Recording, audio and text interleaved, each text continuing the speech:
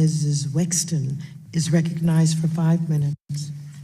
Thank you, Madam Chairman, and thank you, Mr. Secretary, for joining us here today. I'd like to talk a little bit about your refusal to comply with a lawful subpoena from the Ways and Means Committee.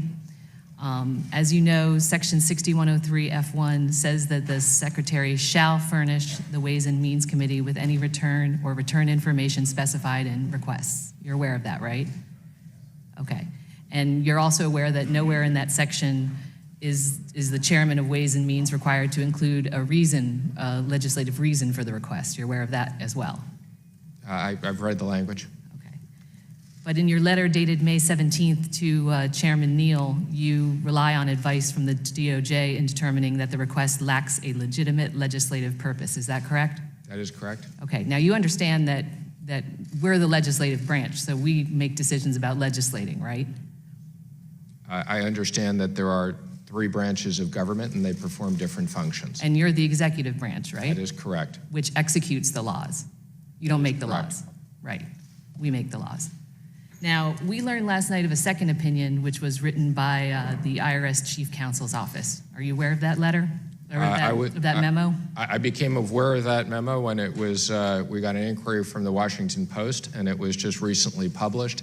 I'm not sure who the author of that was, but I've seen it in the Washington Post. Okay. So when did the Washington Post inquire of you about your knowledge? I believe the day before yesterday they called us up, and we confirmed that that I and the commissioner were not aware of that letter and had not seen it.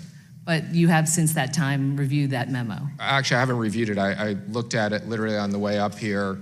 Someone handed me the printed copy of it, so I would not describe that as I've reviewed it.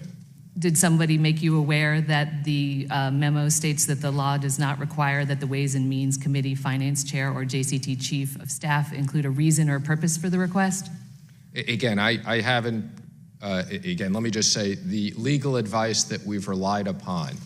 And again, I understand there's 3 branches of government, and when it comes to constitutional issues, there could be different interpretations, and that's why there's a 3rd branch of government to interpret. But I'm sorry, reclaiming my time.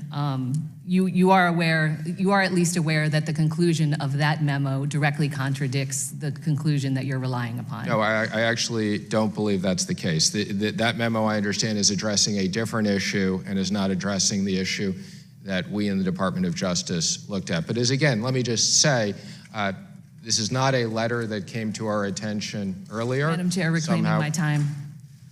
Who at the IRS would have made the decision not to run this memo up the chain? I have no idea. Are you going to plan to find that out?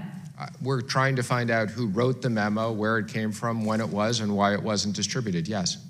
Have you had any conversations with the President at any time prior to your confirmation or today, or to today, about your desire or willingness to provide the President's tax returns to Congress? I've had no conversations ever with the President or anyone in the White House about delivering the President's tax returns to Congress. I want to switch